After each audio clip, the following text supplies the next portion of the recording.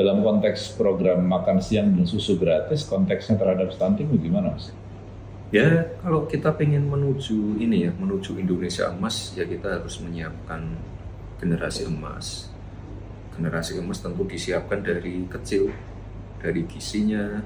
Kalau gizi sudah terpenuhi, nanti otomatis kemampuan untuk menangkap pembelajaran dari gurunya pasti akan bisa langsung masuk. Makanya kita pengen ada makan siang gratis, susu gratis seperti di negara-negara maju lah.